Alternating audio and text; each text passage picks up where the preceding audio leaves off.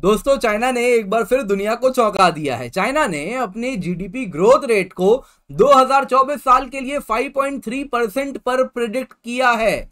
और इसके साथ अगर आप चाइनीज अखबार को फॉलो करें तो उनमें जो एक एरोगेंस है वो और ज्यादा बढ़ गया है। उसमें कह रहे हैं कि देखिए 2024 तो रियल पोटेंशियल है जब चाइना का बाहर निकल के ये आएगा।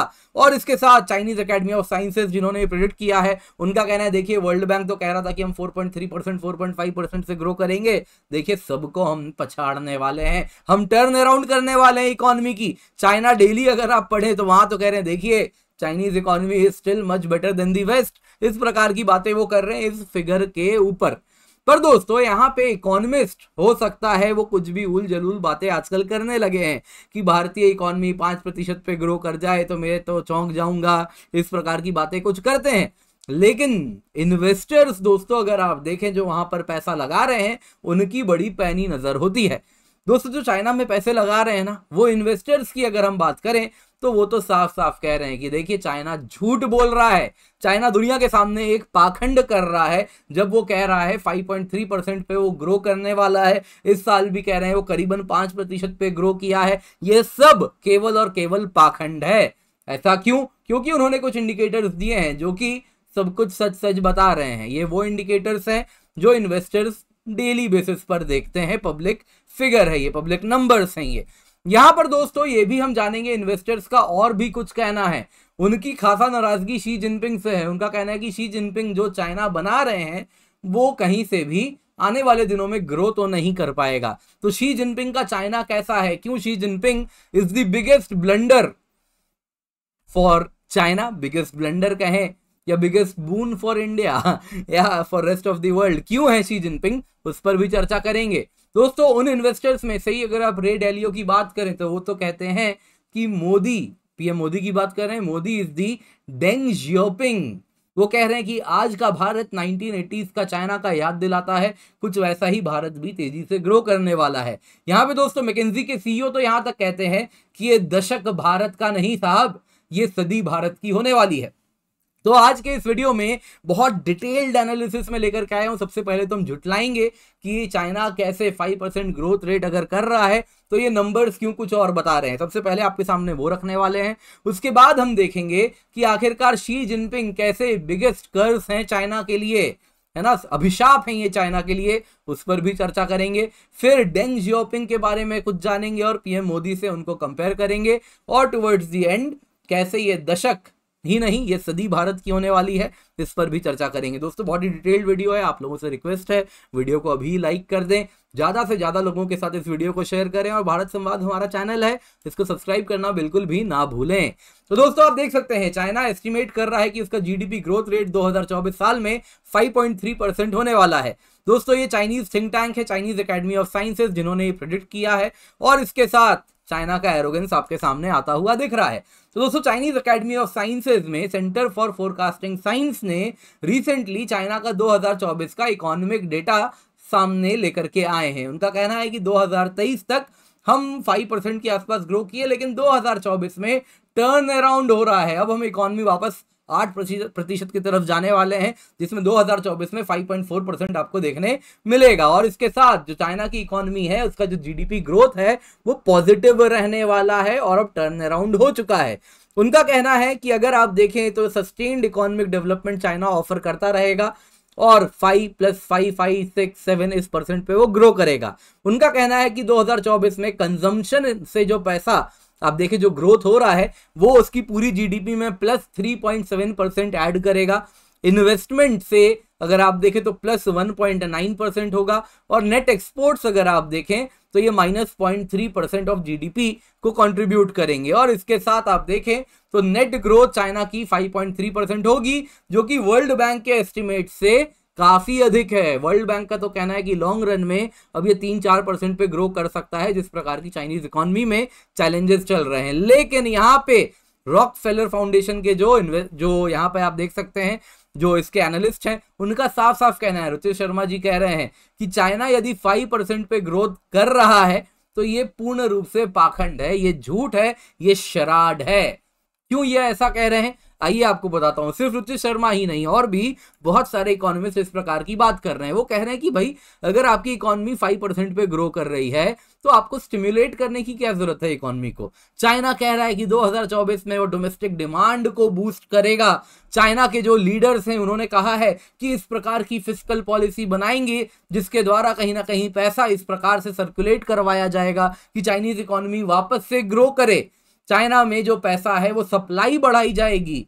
अब दोस्तों यहां पे मान लीजिए मेरे पास 1 लाख रुपए की मुझे आवश्यकता है, मेरे पास नहीं है तो मैं जाता हूं बैंक के पास उधार लेता हूं। तो अगर मैं उधार लेके 1 लाख रुपए ले आता हूं और कहता हूं कि देखो मैं वापस अमीर हो गया, तो क्या ये कहना सही होगा? बिल्कुल भी नहीं। मैं अमीर नहीं हुआ हूं, मेरे ऊपर उधार चढ़ा है। ये 1 लाख से अगर मैं 2 लाख बना लूं तो सच में मेरी आर्थिक स्थिति इंप्रूव करेगी। लेकिन अगर मैं 1 लाख रुपए के लिए लोन भी ले रहा हूं तो ये बात तो क्लियर है कि कहीं ना कहीं मेरी आर्थिक स्थिति बहुत मजबूत नहीं है। तो अगर चाइना एक तरफ क्लेम करता है कि उसकी इकोनॉमी 5% पे ग्रो की है, अगले साल 5.4% पे ग्रो करेगी, तो आपको क्या जरूरत है डोमेस्टिक डिमांड को इस प्रकार से बूस्ट करने का, इकोनॉमी को नया स्टिम्युलेशन देने का? उसकी तो आवश्यकता ही नहीं होनी चाहिए। आज के टाइम में जैसी ग्लोबल इकोनॉमिक्स है उसमें अगर आपकी $18 ट्रिलियन की इकोनॉमी 5.4% पे ग्रो करेगी तो ये तो अद्भुत होगा। तो इसमें तो आपको खुश होना चाहिए। फिर क्या है ये झोल? नंबर 2, इन्वेस्टर्स की पैनी नजर बनी रहती है शांघाई स्टॉक एक्सचेंज के कंपोजिट इंडेक्स पर। उनका कहना है कि देखिए भाई, शांघाई स्टॉक एक्सचेंज की अगर हम बात करें तो 2021 से अब तक 4 ट्रिलियन वैल्यू लॉस हुआ है। जो इन कंपनीज के रेवेन्यू है वो गिर चुके हैं, प्रॉफिट्स गिर चुके हैं। तो चाइना में अगर आप देखें तो कंपनीज तो पैसा बना नहीं रही, तो पैसा बन कैसे रहा है, जीडीपी ग्रो कैसे हो रहा है, क्या झोल हो रहा है चाइना में, ये किसी को नहीं मालूम। तीसरी बात वो कह रहे हैं कि भैया चाइना में डिफ्लेशन क्यों है? अगर आपकी इकोनॉमी 5% प्लस पे ग्रो की है और 5% प्लस पे ग्रो फ्यूचर में भी करेगी, तो भाई आपका जो डिफ्लेशन क्यों है? आपके यहाँ सामान की कीमत कम क्यों हो रही है? डिमांड क्यों नहीं है सामान की? पीपीआई इन्फ्लेशन आप देखें 4.4%, -4.4, सीपीआई इन्फ्लेशन -0.3%। ये क्या हो रहा है? इस प्रकार का नंबर तो 5% के आसपास ग्रोथ वाली इकोनॉमी में नहीं दिखता। दोस्तों उनका कहना है कि सिर्फ इतनी ही प्रॉब्लम नहीं है, चाइना में ढेर सारी समस्या है। रियल एस्टेट क्राइसिस है। रियल एस्टेट सेक्टर तो आपका लगभग डूब चुका है और real estate sector 29% of China GDP है। 2/3 डेवलपर इंटरनेशनली पैसा लिए हैं जो ऑलरेडी फॉरेन डेट को लौटाना भूल चुके हैं। They have already missed their payments. और बैड न्यूज है, ये जो प्राइसेस हैं रियल एस्टेट सेक्टर में फिलहाल तो आर्टिफिशियली सपोर्टेड है क्योंकि गवर्नमेंट ने रोक लगा रखी कि इससे नीचे कीमत नहीं जाने देंगे। लेकिन एक बार फ्री मार्केट का रोल आ गया तो वो कीमत और गिरेगी और इन रियल एस्टेट कंपनीज का जो लॉस है वो और अधिक हो जाएगा। तो 29% ऑफ जीडीपी आपका इस मेजर क्राइसिस से गुजर रही है। 70% ऑफ चाइना का हाउस होल्ड वेल्थ इसी रियल एस्टेट सेक्टर में है। तो हाउस होल्ड इनकम भी फंसा है, जीडीपी का बड़ा हिस्सा फंसा है रियल एस्टेट सेक्टर में। वो कैसे हेल्दी इकोनॉमी को बता सकता है? +5% इकोनॉमी तो हेल्दी इकोनॉमी है साहब। उसके बाद अगर आप देखें तो जो चाइना का लोकल गवर्नमेंट की अगर हम बात करें तो वो भी डेट के चक्कर में फंसा हुआ है। चाइना का 1/3 जीडीपी इन लोकल गवर्नमेंट्स के हाथ में है। इन लोकल गवर्नमेंट्स की बात करें तो इनको मेजर पैसा कहां से आता था? लैंड सेल रेवेन्यू से। जितना रियल एस्टेट प्रोजेक्ट बनता था उसको जमीन देते थे और उससे अगर आप देखें तो जो लैंड सेल की रेवेन्यू होती थी उससे वो पैसा बनाते थे। लेकिन अब रियल एस्टेट सेक्टर को ही समस्या हो रही है तो पैसा कहां से बनेगा? जो लोकल गवर्नमेंट है उनको स्टैंप ड्यूटी ही नहीं मिल रही तो पैसा ही नहीं मिल रहा। और इसके साथ अगर आप देखें जो चाइना का लोकल गवर्नमेंट डेट है वो आईएमएफ का कहना है 30% local government debt non viable है। दोस्तों यहां पे आपको जो डेटा दिख रहा है ये बिलियन ऑफ युआन्स में दिख रहा है। जो लोकल गवर्नमेंट है उन्होंने जो बॉन्ड उठाया था वो बॉन्ड की मैच्योरिटी की डेट आ रही है 2023 में। आपने देखा 5667 बिलियन युआन के बॉन्ड की मैच्योरिटी हुई है, यानी कि जिनसे उधार लिया उनको पैसा देना है। इसमें ये जो पीला में पैसा दिख रहा है ये फॉरेन से उठाया है। आप देख सकते हैं 2024 में भी नंबर बहुत बड़ा है, 2025 में भी ये नंबर बड़ा है। तो अब तो आपको डेट वापस लौटाना है।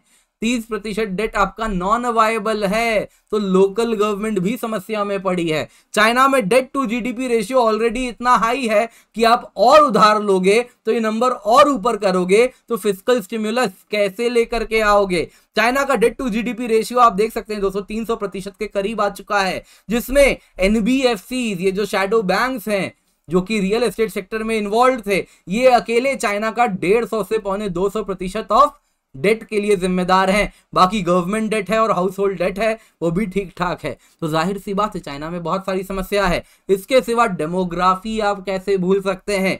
चाइना का आज जो पॉपुलेशन स्ट्रक्चर है, आप बर्ड्स पर वुमेन देखिए, जापान से भी नीचे आ चुका है। देख सकते हैं आप 2.1 होना चाहिए, तो इकोनॉमी क्या होती है, रिप्लेसमेंट रेट पे रहती है, जितना पॉपुलेशन है वो स्टेबल रहता है। अब ये तो आप देख सकते हैं दोस्तों करीबन करीब 1 के करीब चल रहा है, 2 से काफी नीचे आ चुका है। तो ये पॉपुलेशन तो श्रिंक कर रही है। आज चाइना का जो पॉपुलेशन पिरामिड है जापान जैसा है। चाइना का 2030 का पिरामिड है, जापान का 2013 का पिरामिड है। लगभग आप देखिए सिमिलर हो चुका है, पॉपुलेशन एजिंग हो चुकी है। यही आपको दिखेगा दोस्तों। चाइना की अगर हम बात करें, उससे पहले जापान दिखाता हूं। जापान अगर आप देखें तो एक डेमोग्राफिक बोनस के पीरियड से गुजरा था, फिर 1990 के बाद से, यहाँ पे 1990 आप देख सकते हैं, उसके बाद से पॉपुलेशन एजिंग शुरू हो चुकी है। और एजिंग पॉपुलेशन जो बढ़ती गई, जापान की पॉपुलेशन जैसे जैसे एल्डरली बढ़ती गई, वहां पे आप देख सकते हैं इकोनॉमी ग्रो नहीं हुआ और जापान के लॉस्ट डिकेड्स कहते हैं। 1990 के बाद से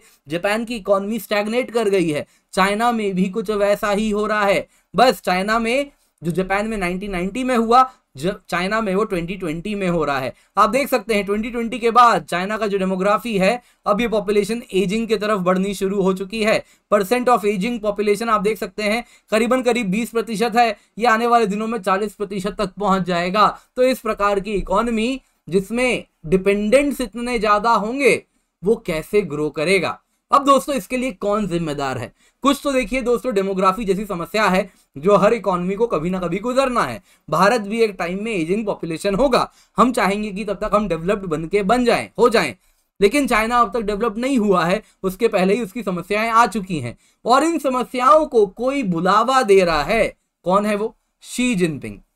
she Jinping just like Mao, क्या किया है उसने? अपने आप को प्रेसिडेंट फॉर लाइफ टाइम बना के रखा है। और कई लोग कहते हैं शी जिनपिंग खुद को माओ के तर्ज पे ही ढाल भी रहा है। जैसे माओ की पॉलिसी थी जिसने चाइना को बर्बाद करके रखा था, ये भी कुछ वैसी ही पॉलिसी बना रहा है।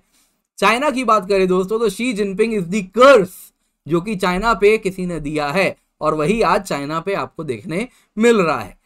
देखिए दोस्तों, जस्ट लाइक माओ, शी जिनपिंग भी फ्री मार्केट इकोनॉमी में यकीन नहीं करता। 2020 की बात करें तो उसने रेगुलेटरी क्रैकडाउन किया था प्राइवेट बिजनेसेस पे। ऑनलाइन कॉमर्स, फ्लिपकार्ट, अमेजन जैसे है ना, वैसे ही ऑनलाइन एजुकेशन, आपको एग्जांपल देने की आवश्यकता भी नहीं है। ऑनलाइन गेमिंग आपको मालूम है। तो इन सारे इंडस्ट्रीज पे जिन पर प्राइवेट सेक्टर का कंट्रोल था, उसको रातों रात शी जिनपिंग ने बंद करवा दिया। फलस्वरूप चाइना से $1 ट्रिलियन का वेल्थ इरोड हुआ है। उन्होंने साफ साफ एक मैसेज दिया, प्राइवेट बिजनेसेस नहीं चलेंगे, भले उससे इकोनॉमी को नुकसान हो, आई डोंट केयर। यही उन्होंने मैसेज दिया है। दोस्तों आज अगर आप देखिए जो बैंक लेंडिंग हो रही है, उसमें सरकारी कंपनीज को जो लोन दिया गया है, वो अगर आप 2010 में देखें तो 36% था, बाकी 65% अगर आप देखें तो प्राइवेट सेक्टर को जाता था। 2016 में शी जिनपिंग अपने पीक पे आ चुके हैं, ये 83% था। प्राइवेट सेक्टर को पैसा देना बंद कर दिया है, केवल सरकारी इंटरप्राइजेस को, सरकारी कंपनीज को ही शी जिनपिंग पैसा दिलवा रहा है। इतना ही नहीं दोस्तों, आज के टाइम में पार्टी ने प्राइवेट इंटरप्राइजेस पर भी अपनी पकड़ मजबूत कर ली है। हर प्राइवेट कंपनी को सीपीसी का हिस्सा, कम्युनिस्ट पार्टी ऑफ चाइना का सदस्य बनना पड़ता है, उसके पॉलिसीज को फॉलो करना पड़ता है।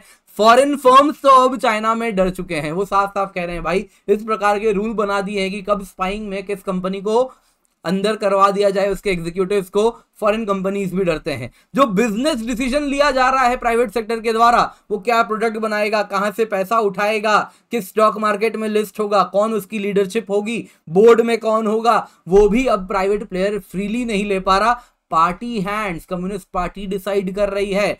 Domestic foreign business confidence China में न्यूनतम पे आ चुका है। नतीजन ये हुआ है चाइना में 2015 से अब तक रिकॉर्ड कैपिटल आउटफ्लो हुआ है, सब पैसा खींच के जा रहे हैं। जीरो कोविड पॉलिसी याद है ना, शी जिनपिंग ने साफ साफ कहा था हमारा फोकस है आयरन ग्रिप से रूल करना है।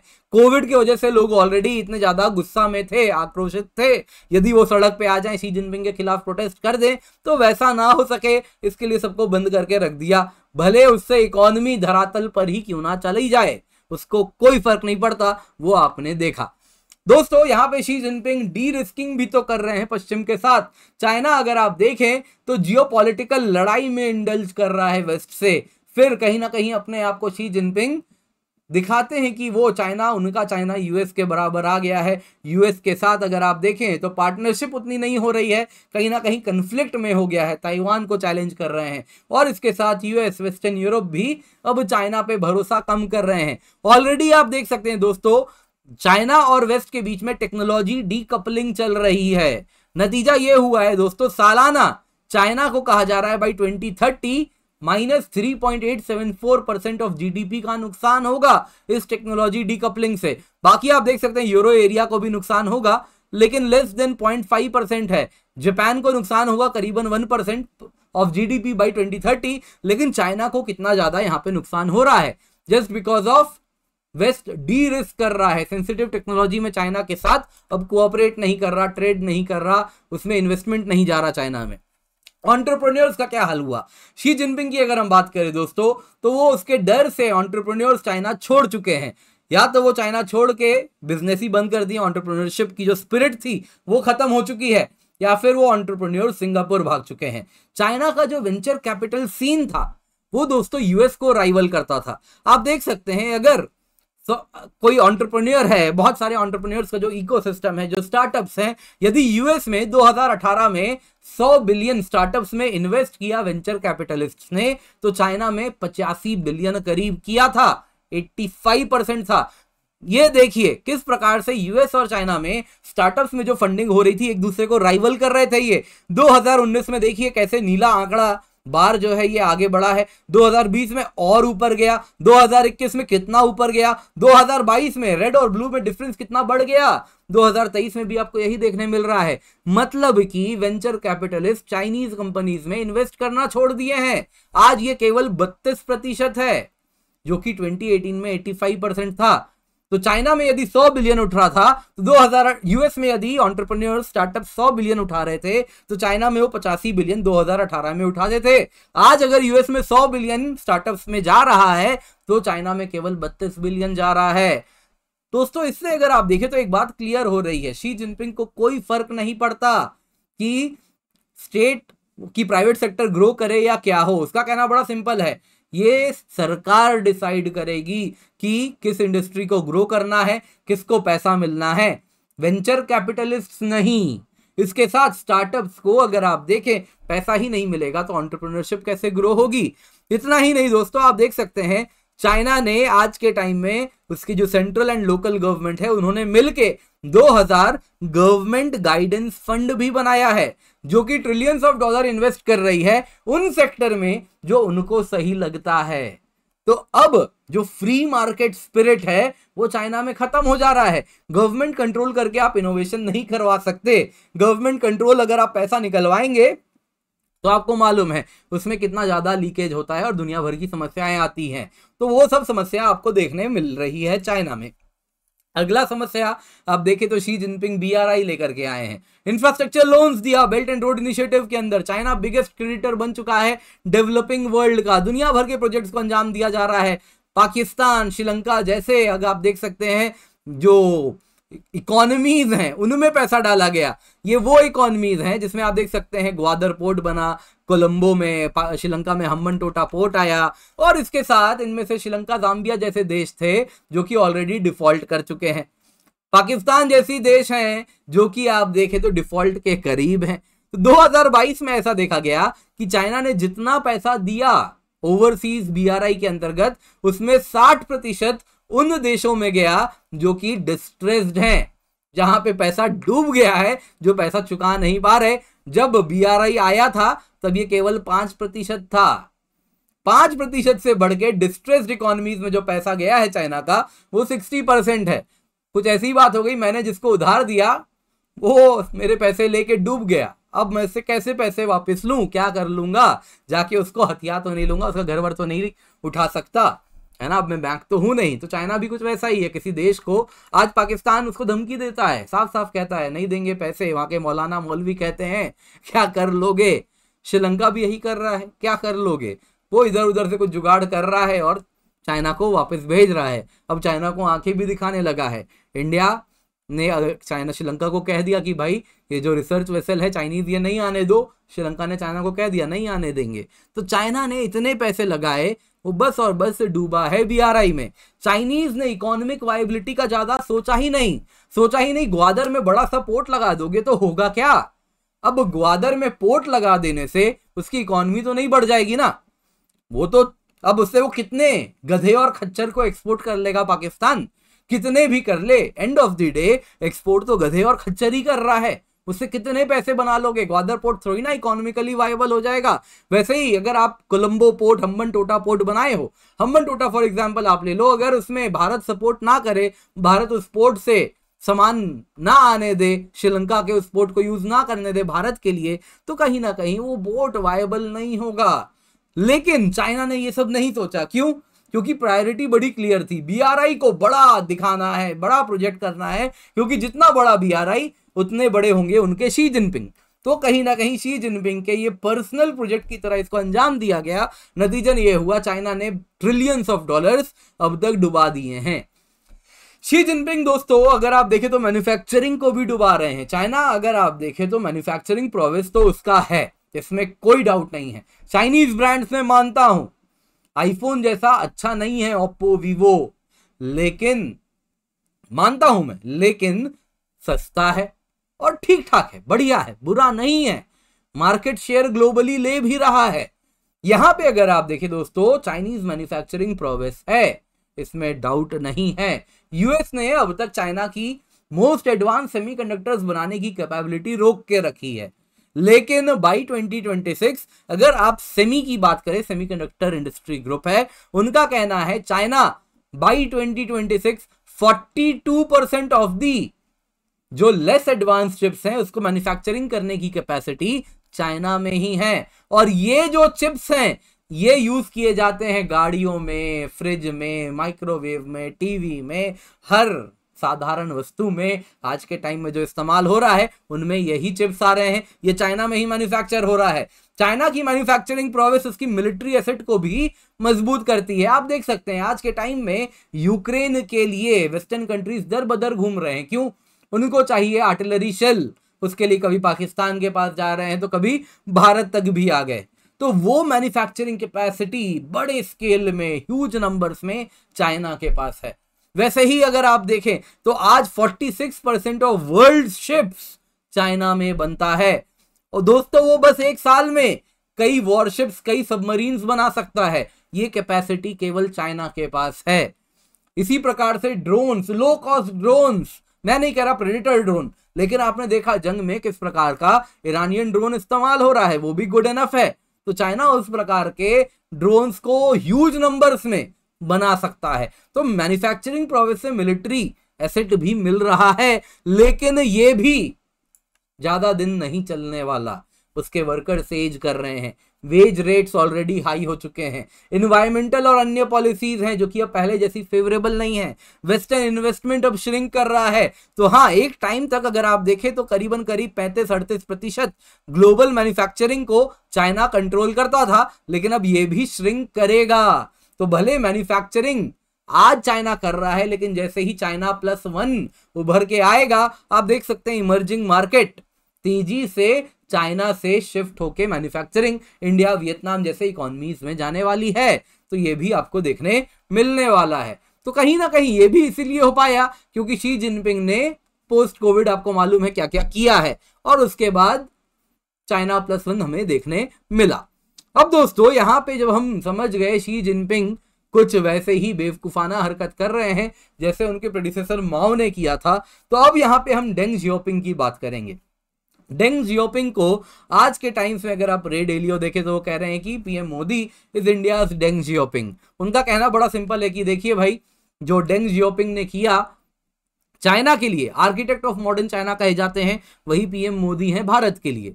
तो सबसे पहले जानते हैं डेंग जियोपिंग ने क्या किया। दोस्तों डेंग जियोपिंग अगर आप देखें तो one of the most loved presidents of China आप कह सकते हैं इनको।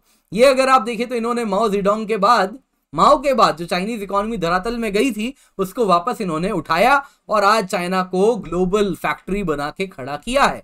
आज इन्होंने जो इकोनॉमिक रिफॉर्म लिया उसी का नतीजा है कि आज चाइना इतनी बड़ी इकोनॉमी बन चुकी है। तो डेंग जियोपिंग की अगर हम बात करें तो ये लीडर ऑफ चाइना थे 1978 से 1989 के बीच में। इसके बाद अगर आप देखें तो तब तक माओ के अंतर्गत चाइना ने कई मिस्टेक्स किए थे। ग्रेट लीप फॉरवर्ड किया था, उसके बाद उसकी इंडस्ट्रियल यूनिट्स खत्म हो गए, उसका agricultural value system, agricultural chain खत्म हो गया, भयानक भुखमरी आए, कई लोग मर गए। तो उन गलतियों को जो उसने सुधारा है वो डेंग जियोपिंग है। उसने माओ के मेस को क्लीन किया। पॉलिटिकली अगर आप देखें तो कम्युनिस्ट पार्टी के कई लोग डेंग जियोपिंग को पसंद नहीं करते थे। माओ खुद ने डेंग जियोपिंग को 2 बार देश निकाला किया था, एग्जाइल में भेजा था, लेकिन इन दी एंड जब माओ गलती कर गया तब डेंग जियोपिंग को ही बुलाया गया कि भाई अब तुम ही संभालो। उन्होंने बड़ा सिंपल किया, उन्होंने कहा कि ये जो कम्युनिस्ट डॉक्ट्रिन है ना हार्डलाइन वाली, जिसमें पार्टी ही सब कुछ है, बोला खत्म करो इसको, अब ये सब हटाओ, अब फ्री इंटरप्राइज सिस्टम लेके आओ चाइनीज इकोनॉमी में, जिसमें उन्होंने साफ साफ कहा reform is China second revolution. First revolution हुआ जब माओ पावर में आया, this is the second revolution. 1978 में सेकेंड रिवॉल्यूशन लॉन्च होता है जिसके अंतर्गत वो चाइना की इकोनॉमी को ओपन अप करते हैं। डेंग जियोपिंग अगर आप देखें तो 4 मॉडर्नाइजेशन गोल लाते हैं जिसके अंतर्गत agriculture, industry, defence, science and tech, चारों को वो कहते हैं कि अब हम रिफॉर्म करेंगे। जिसके अंतर्गत वो क्या करते हैं, सबसे पहले तो साफ साफ कहते हैं कि हैवी इंडस्ट्रीज पे जो माओ में फोकस किया गया था कि बड़े बड़े हमको स्टील मिल्स बनाने हैं, बड़े बड़े नहीं, माओ के टाइम में तो था कि ग्रेट लीप में छोटे छोटे स्टील मिल बनाते हैं, गांव के लेवल पे छोटा छोटा स्टील मिल होगा और उसी को हम बनाएंगे। फिर आया कि नहीं थोड़े बड़े बड़े ग्लोबल स्टील मिल्स बनाते हैं। डेंग जियोपिंग ने कहा ये सब हेवी इंडस्ट्रीज छोड़ दो, आप कंज्यूमर गुड्स बनाना शुरू करो, रेडियो बनाओ, टीवी बनाओ, ट्रांजिस्टर बनाओ, ये सारी चीजें बनाओ। और उसके साथ अगर आप देखें तो उन्होंने कहा कि फॉरेन ट्रेड को एम्ब्रेस करो, चाइना को जो बंद करके रखे हो हटाओ, अब चाइनीज इकोनॉमी को ग्लोबल लेवल पर ले जाओ और ग्लोबल इकोनॉमी से कनेक्ट करो। विदेश का जो पैसा है वो चाइना में इन्वेस्ट करवाओ, चाइनीज स्टूडेंट्स को विदेश में भेजो, एक नया इंटेलेक्चुअल क्लास जो कैपिटलिज्म को समझे उसको डेवलप करो। दोस्तों ये सब इन्होंने करके शी जिनपिंग को विरासत में दिया था। नतीजा ये हुआ चाइना इतना बड़ा इकोनॉमी बना, लेकिन सब शी जिनपिंग ने सिंगल हैंडेडली कैसे बर्बाद किया आपको मैंने बता दिया। अब दोस्तों पीएम मोदी को भी डेंग जियोपिंग से ही कंपेयर किया जा रहा है। रे डेलियो भी कहते हैं कि देखिए आज का जो भारत है वो चाइना जो 1980s में डेंग जियोपिंग के अंतर्गत चेंज हुआ है कुछ वैसे ही रिवॉल्यूशन से गुजर रहा है। यहाँ पे आप देख सकते हैं दोस्तों इकोनॉमिक रिफॉर्म्स बहुत सारे हैं, आप देख सकते हैं इसमें अगर आप देखें तो हाईएस्ट एवर एक्सपोर्ट्स हो रहा है, ग्लोबल इकोनॉमी से हम लिंक हो रहे हैं, एग्रीकल्चर में हमने भी रिफॉर्म किया है। वैसे ही आप देखें तो एमएसएमईज तेजी से बढ़ रहे हैं, मैन्युफैक्चरिंग हुई है, इन्वेस्टमेंट्स आप देख सकते हैं स्टॉक मार्केट में तेजी से आ रहा है, कई आईपीओज आए हैं, कई जॉब्स क्रिएट हो रहे हैं, अनएम्प्लॉयमेंट डिक्लाइन किया है, पीएलआई स्कीम आया है। और इसके साथ आप देख सकते हैं तो पिछले डिकेड की बात करें तो म्यूचुअल फंड इन्वेस्टमेंट देखिए 8.25 लाख करोड़ से 41 लाख करोड़ हो चुका है। डिजिटल ट्रांजैक्शंस देख सकते हैं 4.4% से बढ़ के 76.1% हो चुका है। एफडीआई 22 बिलियन का 46 बिलियन हो चुका है। इलेक्ट्रिफाइड रेलवे 4100 किलोमीटर से बढ़ के 28100 किलोमीटर हो चुकी है। DBT direct benefit transfer 7500 crore हुआ करता था, ये 10 साल में 2.5 लाख करोड़ से अधिक हो चुका है। कॉर्पोरेट टैक्स रेट 33.9% था, आज अगर आप देखें तो रिबेट्स वगैरह मिला के 22% पे आ चुका है। इन्फ्लेशन डेटा भी आप देख सकते हैं कुछ वैसा ही है। हाईवेज आप देख सकते हैं डबल हो चुका है और हो सकता है 1 साल बाद ये वीडियो देखें तो ये नंबर और भी ज्यादा आपको देखने मिले। जीएसटी कलेक्शन आप देख सकते हैं 2018 में 7 लाख करोड़ था, 2023 में 18 लाख करोड़ है। कॉर्पोरेट डेट 2015 में 62% था, 2023 में 50% है। रियल एस्टेट जो प्रोजेक्ट्स हैं वो भी वैसे ही बड़े हैं। तो इंडिया का डिकेड ऑफ ट्रांसफॉर्मेशन शुरू हुआ है और ये अब जोर शोर से आगे बढ़ रहा है। और इसीलिए अगर आप मैकिन्जी के सीईओ की बात करें तो उनका कहना है कि देखिए भाई ये इंडिया का डिकेड नहीं है, ये इंडिया की सेंचुरी है, ये सदी भारत की होने वाली है दशक नहीं, क्योंकि इंडिया बहुत तेजी से ग्रो कर रहा है। तो दोस्तों उम्मीद करता हूं आपको ये वीडियो पसंद आई होगी। तो इसी प्रकार की और भी वीडियो आपको लिंक में देखने मिल रहा है, तो उसको भी जरूर देखिएगा। काफी कुछ आपको सीखने मिलेगा, चाइना से ही रिलेटेड है। इसके सिवा दोस्तों हमारे चैनल को सब्सक्राइब जरूर करें। 5000 के आंकड़े की ओर हम अग्रसर हो रहे हैं, तो इसको आप लोग पूरा करें। 5000 का आंकड़ा जल्दी से पार करवाएं, ये आप लोगों के हाथ में है। तो जल्दी से जाइए, सब्सक्राइब बटन दबाइए, वीडियो को लाइक कीजिए, ज्यादा से ज्यादा लोगों के साथ अवश्य ही इस वीडियो को शेयर करें।